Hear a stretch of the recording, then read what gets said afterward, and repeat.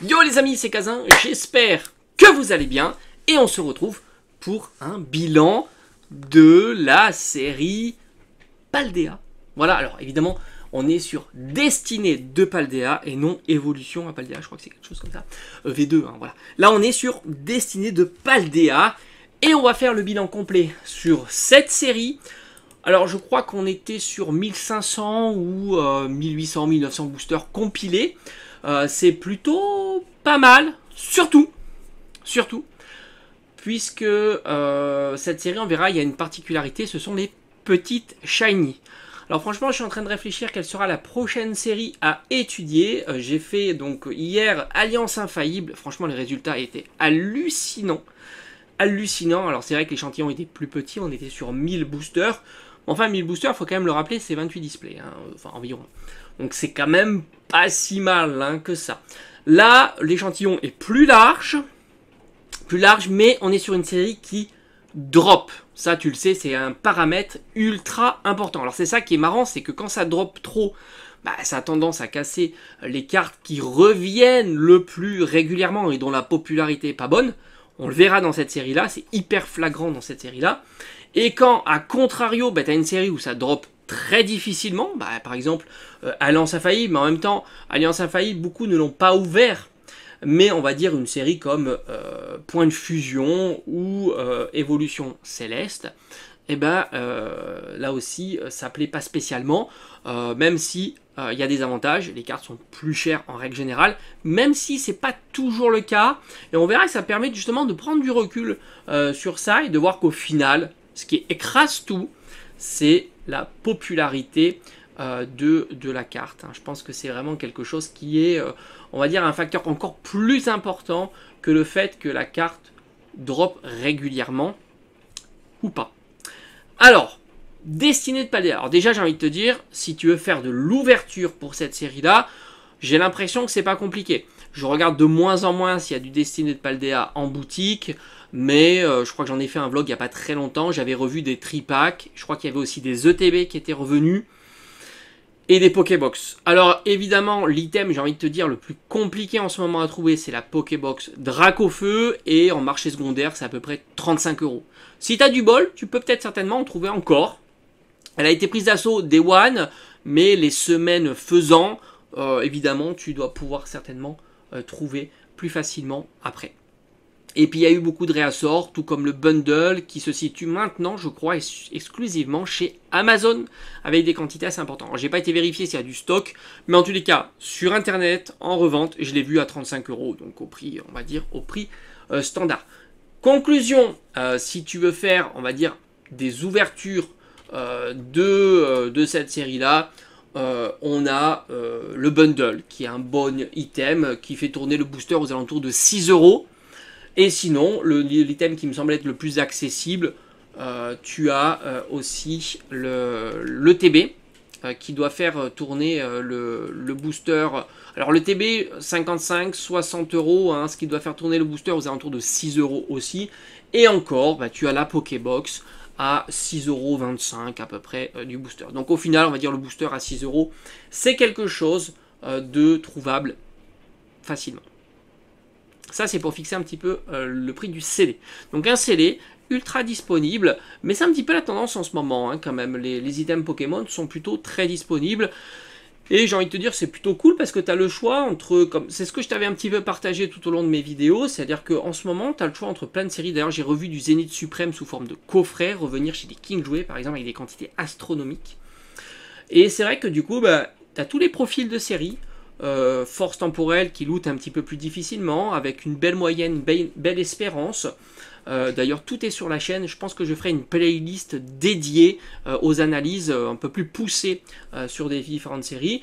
Tu as Paldea qu'on va voir ensemble, qui a un taux exceptionnel et ainsi de suite, et tout un tas de séries. En ce moment, tu es plutôt gâté. Même 151, si tu as de la chance à avoir du réassort, avec une espérance de dingo. Donc ça aussi, c'est une bonne série. Alors maintenant...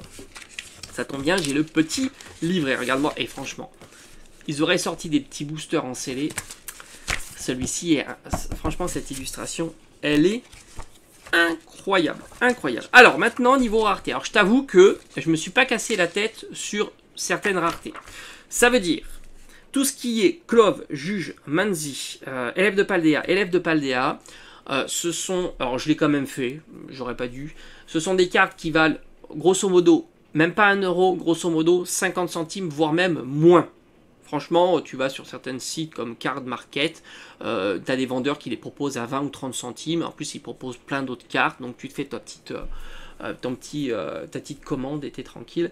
Et par conséquent, alors ce sont des cartes qui tombent assez régulièrement, on est entre 6 et 7%, donc c'est plutôt pas mal pour ces formats de cartes, ce qui explique aussi le fait que du coup, eh ben, tu as des doublons hein, quand tu ouvres pas mal de boosters, et ce qui fait complètement descendre le prix de la carte, parce que ce sont des cartes qui sont pas populaires, hein. Tu sais très bien que les dresseurs c'est pas populaire, alors en plus si elles tombent régulièrement, bah, tu t'as compris le message.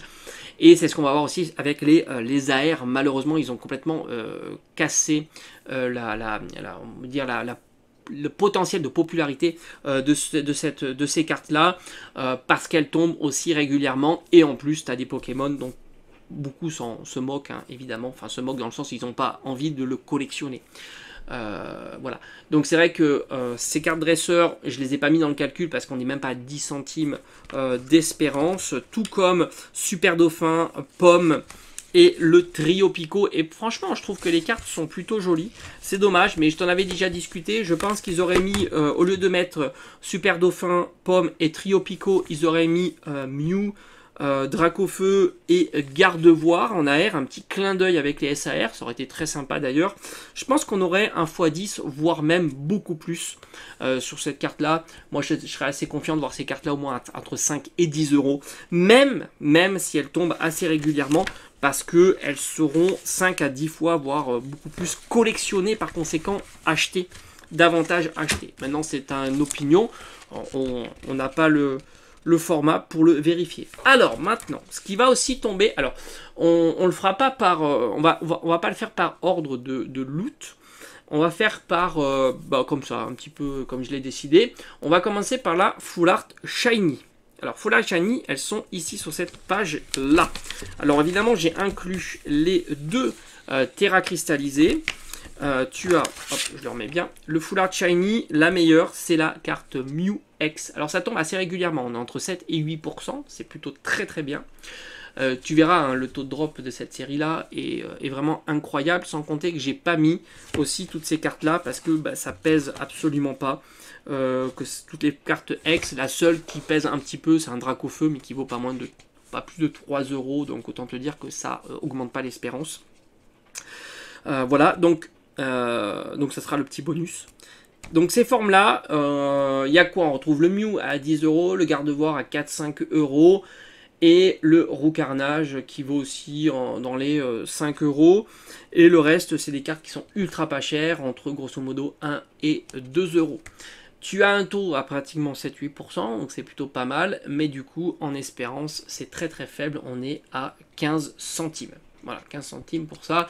Le total de ces cartes-là, c'est 23,50 €, donc c'est pas beaucoup.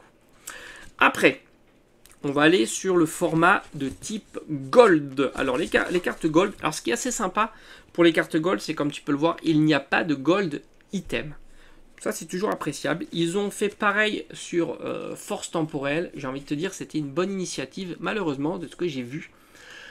Sur la série 6 qui va sortir, ils ont remis d'autres formats, pas que des Pokémon, sur les Gold. Je pense que c'est une mauvaise idée. C'est toujours mieux d'avoir des Gold Pokémon, et au moins quand tu tires une Gold, t'es pas trop déçu, parce que tu as une certitude d'avoir des Pokémon comme dans Force Temporelle. Ça sera plus le cas, c'est dommage. Là, en tous les cas, on a pas mal de Pokémon sympathiques, hein. Tu retrouves Changjang, Yu-Yu, Boajan, Miredon, Dinglu, Corédon. J'ai envie de te dire, grosso modo, c'est entre 15 et 20 euros. J'ai l'impression qu'il se passe un petit truc sur Miredon, mais bon, faut voir si ça se confirme ou pas. Miredon, on pourrait... Alors, évidemment, Miredon est plus populaire que Corédon, en règle générale. Voilà, grosso modo, c'est 15, 20, peut-être 25 euros pour Miredon. Et le taux est catastrophique, on est à 1,5%, ce qui explique l'espérance très faible aussi. On est à 30 centimes, alors c'est un petit peu plus que les Full Art Shiny, mais c'est guère engageant. Et on a un total pour ce format-là de un peu plus de 100 euros. Alors qu'est-ce que j'ai envie de dire sur ces cartes-là? Ben, c'est du classique. On sait très bien, les cartes gold sont les cartes gold, même s'ils essayent de changer le format comme ça, de voir si ça marche, on sait que ça marche pas. Les seules cartes gold qui ont fonctionné et qui ont été plutôt bien reçues sont les cartes gold de chez Zenith Supreme, donc les gold alternatives V-Star. Ça a bien fonctionné. Il n'y en a pas de pas cher, on va dire. Mais malheureusement, ils ont fait un parti pris, du moins pour les cartes françaises, c'est de mal les répartir avec des ETB debuggés. Alors je sais pas si c'était intentionnel ou pas, mais enfin en tous les cas, du coup le message était clair, les cartes sont pas si chères que ça. Mais elles sont plus chères pour des formats gold, mais on aurait pu imaginer, d'ailleurs si tu les compares aux nos voisins, les voisins les vendent plus cher, hein, les cartes allemandes, anglaises, etc. Et peut-être qu'un jour, ils auront l'idée de les remettre à voir. En tous les cas, Gold Alternative, moi je pense qu'ils auraient dû pas refermer en tous les cas le sujet aussi rapidement. Ça a été une erreur. Maintenant, ce qui est ultra intéressant sur cette série, si tu aimes les cartes petites shiny, donc si tu aimes les cartes petites shiny, alors, on a été coupé, parce que quand je tourne là, il y a l'orage en ce moment, donc j'espère qu'on ne va pas être recoupé. Donc je disais, franchement, les petits shiny, et ça c'est vraiment le point fort de la série, si tu adores ce format de cartes là, ce sont des cartes qui tombent ultra régulièrement, on est de l'ordre de 25%, c'est colossal. Et le pire, c'est que tu as tous les avantages. Pourquoi? Parce qu'on a une espérance très haute sur ce type de carte, et c'est vraiment génial. C'est la rareté qui va tomber le plus sur Paldea. Et tu retrouves pas moins, alors je crois qu'il y en a 120 ou quelque chose comme ça. Je les avais comptés dans le détail lorsque j'ai fait les calculs, évidemment. Puis là, je fais la vidéo. Je me souviens plus exactement. Il y en a pas moins de 220. Alors, grosso modo, de ce que j'ai vu sur les petites shiny, les moins chers se situent aux alentours de 2 €. Et d'ailleurs, ça m'a surpris. La moins chère, c'est le petit Mélo. Alors, je sais pas pourquoi Mélo n'a pas la cote. Moi, je la trouve vraiment magnifique, cette petite carte. Et puis après, dans les top cards, tu retrouves le Pikachu, évidemment, qui tourne aux alentours de 90 €. Après, tu as du Salamèche, du Reptincelle, 20-30 € assez facilement. Qu'est-ce qu'on a comme carte notable aussi dans cette gamme? On a Entei aussi, qui est assez recherché. Raichu, évidemment. Je crois qu'on a le Ronflex aussi, qui cote un petit peu. Mais en règle générale, toutes valent 5, 10, 15, 20 et plus, ce qui fait une moyenne sur les petites shiny assez haute de 7 à 8 €. Franchement, c'est plutôt très intéressant. Alors franchement, si tu veux avoir le full set des petites shiny en les achetant, on est à plus de 900 € et encore c'est hors frais de port. On a Lucario aussi qui est notable, Mimikyu et ainsi de suite. Tu peux avoir des surprises, même certaines se démarquent par rapport aux autres. Alors je vais pas te montrer toutes les petites shiny, ça rentrerait pas dans la vidéo, je te montre les premières, et on a une espérance 25%, donc c'est énorme, et on a une espérance sur les petites shiny de 2 €, quasiment 2 €, c'est colossal. C'est franchement colossal, sachant que c'est le format de carte qui tombe le plus régulièrement, c'est ça qui est vraiment très intéressant. Et au final, j'ai envie de te dire, c'est une série qui est très agréable par ce fait-là à ouvrir, puisque si tu veux pas te faire climatiser, t'es pas obligé d'ouvrir énormément de boosters, tu l'auras compris, 25% sur l'espérance la plus haute, c'est très intéressant. Tu verras que les alternatives, l'espérance est plus basse. Donc 2 € récupérés sur grosso modo 6 € du booster, c'est pas négligeable. C'est évidemment pas négligeable. Rappelle-toi, je t'avais fixé à peu près à 50% de perte, parce qu'évidemment quand tu ouvres, tu es globalement en perte, sauf certaines séries, par exemple 151, mais attention, c'est une espérance statistique. Ça veut dire qu'il faut ouvrir beaucoup de boosters pour tendre avec cette valeur-là. C'est évident. Maintenant, quand tu ouvres 100 boosters, c'est évidemment pas assez. 1000, on commence à s'y approcher. Et après, plus tu en ouvres, plus tu vas t'approcher de ces valeurs-là. Donc forcément, 151, c'est une particularité, l'espérance est exceptionnellement haute, on est au-delà même du prix du booster quand tu arrives à l'avoir au prix retail, mais sinon sur les autres séries, on l'a déjà vu, quand on est déjà à 3 euros sur une série, c'est plutôt très très bien. Et là on verra qu'on est même au-delà des 3 euros. Le petit bémol, c'est que sur des séries comme... en fait, c'est ça qui est assez intéressant, c'est qu'il y a des avantages et des inconvénients. Sur les avantages de Force Temporelle et de Faille Paradox, c'est qu'on est quasiment à 3 euros et on peut trouver des boosters à 4,50 sous forme de display. Hein. Mais les probas sur l'espérance la plus haute est faible, alors que là, tu peux pas trouver de booster à 4,50, ça c'est clair. Mais tu as 3,50 € de retour à peu près, et tu as une probabilité très haute sur l'espérance la plus haute. Donc ça c'est intéressant à prendre en compte. Et après, je vais te montrer aussi, parce que c'est souvent, on a tendance à penser ça, et au final, on se trompe, c'est te dire, oui, mais si je ne fais pas tomber le Pikachu, au final, je suis perdant.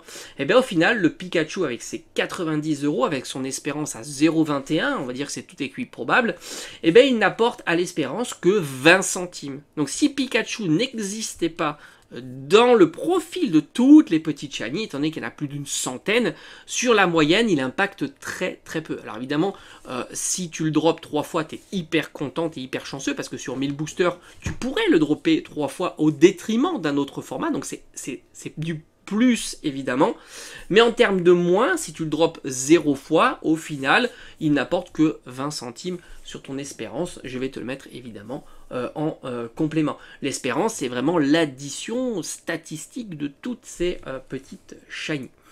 Et enfin, tu l'attends évidemment, ce sont les SAR. Donc là, les SAR sont peu nombreuses, mais malheureusement, il n'y a que 3 Pokémon et 5 cartes dresseurs, donc ce qui fait diminuer la valeur des SAR, forcément la moyenne statistique. Tu as évidemment le Mew, le Gardevoir et le fameux Dracofeu. Le Dracofeu, heureusement qu'il est là. Les SAR sont relativement chers sur cette série-là. Le drop d'une SAR aléatoire, c'est 1,7%. Et une SAR ciblée, c'est 0,22. C'est comme une petite shiny d'ailleurs. C'est marrant parce que le taux de drop d'une petite shiny ciblée, j'entends, est le même qu'une SAR ciblée. Parce que c'est normal, hein, tu en as une centaine d'un côté et tu en as, je sais plus combien, 5, 6, 7, 8 de l'autre.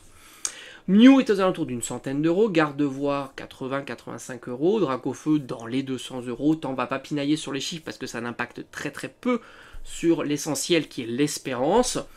Et enfin, tu as malheureusement, on va dire pour la moyenne, c'est les cartes dresseurs, Pepper, Clove, Machine, Manzi et Pania. Pania que je trouve vraiment génial avec le carte Mew, mais aussi Clove. Ce sont des cartes qui varient grosso modo entre 15 et 25 €. C'est du classique, on l'a déjà vu, hein, ces cartes-là en règle générale ont tendance à diminuer quand il y a une certaine quantité d'annonces proposées, hein, évidemment. Alors la totalité, on a vu plus de 900 € pour les petites shiny, plus de 400-500 € pour les alternatives, et l'espérance sur les alternatives n'est que de 1 €. Ça c'est très important de le souligner. Ça veut dire que si demain les SAR devaient exploser, ça impacterait modérément évidemment l'espérance de ton ouverture. Alors j'ai pris l'item qui me semble le plus accessible pour vous tous pour faire le bilan, qui est la Pokébox, qu'on trouve vraiment le plus facilement, c'est l'item le plus boudé, on va dire, avec Route Fer ou Fortivoire. Donc une Pokébox à 25 €, ce qui nous fait un booster à 6,25 €, une espérance à 3,40 grosso modo. Donc on est évidemment en perte de 46%, donc on est en dessous de 50% que je t'avais énoncé précédemment. Mais ce qui est intéressant, c'est qu'on a un taux de drop de 42 voire 43% en prenant compte toutes les raretés, sauf, je le précise, les petites X, on va dire, c'est la cerise sur le gâteau. Alors j'aurais pu évidemment virer aussi les full art dresseurs, hein, celles-ci, puisque souvent elles font pas plaisir. J'ai pas pris en compte aussi les AR, j'ai oublié de te dire ça, donc t'imagines un peu, on est bien au-dessus de 50%, je pense. J'ai pas pris en compte les 3 AR, j'ai pas pris en compte donc les X, et on aurait pu aussi enlever ça, ce qui nous ferait tomber à peu près à 35%. Donc 35% de taux de drop sur des cartes qui on va dire, t'intéressent. Et maintenant, si tu vois uniquement les petites shiny, on est à 25%. Donc ça, c'est vraiment très très intéressant. Donc c'est vraiment ce qui est intéressant dans cette série-là, c'est les petites shiny, tu l'auras compris. Et au final, j'ai envie de te dire, si tu veux une série pas trop chère, 6 euros, disponible, dont le paramètre chance est plus réduit par rapport à tes gains, enfin tes pertes, on va dire, est plus réduit, dont si tu apprécies le format petit shiny, c'est le top. C'est vraiment le top. Comme je t'ai dit, souvent on critique un petit peu les taux de drop ou le fait qu'on perde de l'argent, etc. Mais au final, chaque série pourrait correspondre à un profil de personne qui va ouvrir pour faire des ouvertures. Si tu ouvres peu de boosters, tu vas plutôt te concentrer sur des séries qui lootent beaucoup. Par exemple, à une époque, Destinée Radieuse, Destinée Occulte, 25 ans, Génération, Destinée de Paldea, ce sont des séries qui lootent beaucoup, vraiment, plus de 50%, donc ça c'est vraiment intéressant. Après, tu en as des qui lootent un peu moins, mais dont les cartes sont très chères, 151, et ainsi de suite. Puis il y en a qui lootent jamais, mais dont les cartes sont très très très très chères et iconiques, comme Evo, Céleste, et ainsi de suite. Donc franchement, en ce moment, tu as tout un tas de séries qui te permettent de faire tout un tas de types d'ouverture. À bientôt.